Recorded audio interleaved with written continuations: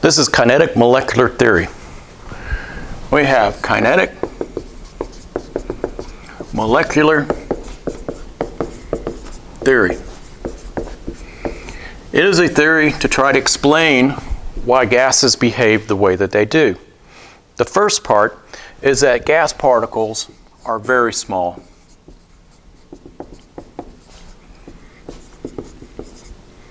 They're small. They have to be small. Why do they have to be small? Well, if they're too big, they can't vaporize. They're going to settle. They're going to have very large attractive forces if they're very big. And so they're very small. How small? Usually things like N2, H2, O2, CH4, all of these are small. Gas particles are small. The attractive forces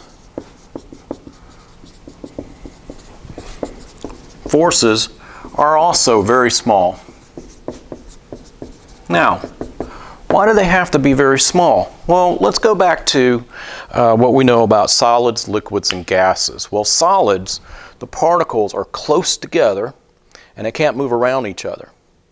All right? And then liquid particles, the particles were still close, maybe not quite as close, but they could slide around each other and move randomly and flow.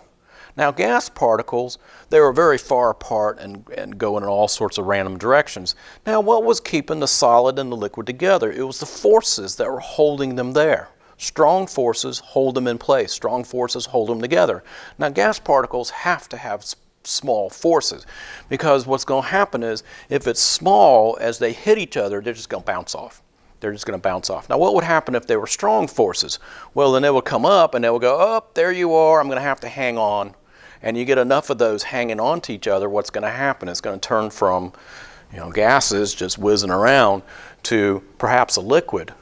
They stick and they can still move around. Eventually, if you get cold enough, they'll freeze into place. Okay, so gas particles, they have to have very little forces in between them so that when they hit something, they just go. They just bounce off each other.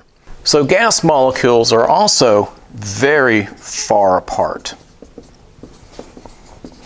which means that if the gas molecules are very small, here's my gas molecules, and they're very far apart, well, the volume between the particles is very large compared to the volume of the particles themselves. So they're very far apart, and so the volume of the particles is much less than the space occupied.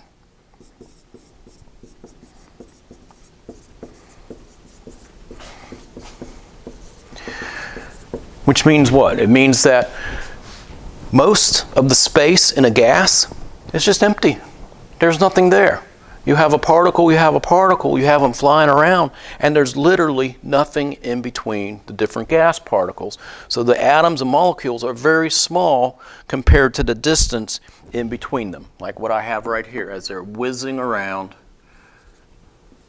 and occasionally they find each other and just bounce off. They just bounce off. Okay? So they're very far apart, far apart, and therefore, since they're very far apart, the volume of the particles is much less than the space occupied. Next, you have that the particles are in constant motion,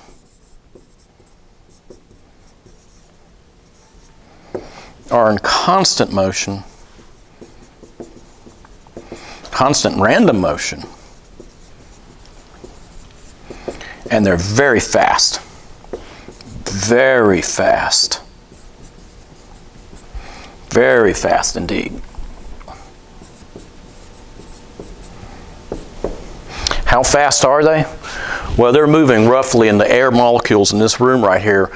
They're moving roughly about 550 meters per second, which is, a meter being a little bit over a yard, that works out to be about 600 yards per second, or 6 football fields per second. Now, you don't feel a 600 yards per second breeze because we got just as many going that way as going that way as going this way, since it's all random. And so everything adds up to zero if everybody's going in all different directions randomly.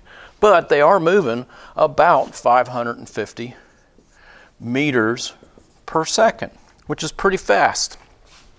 Finally, we have the relationship of kinetic energy to the temperature of the gas. Now, kinetic energy is how fast things are moving around. If you recall, when we have real systems, they tend to wiggle, and the more they wiggle, the faster they're moving. Well, the same thing's happening with the gas particles.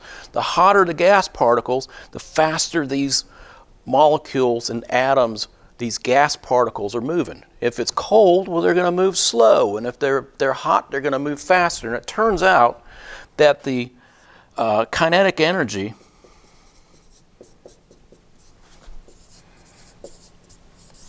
is directly proportional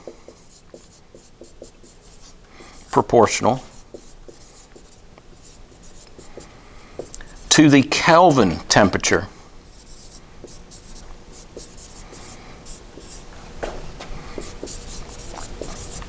It's directly proportional to the Kelvin temperature.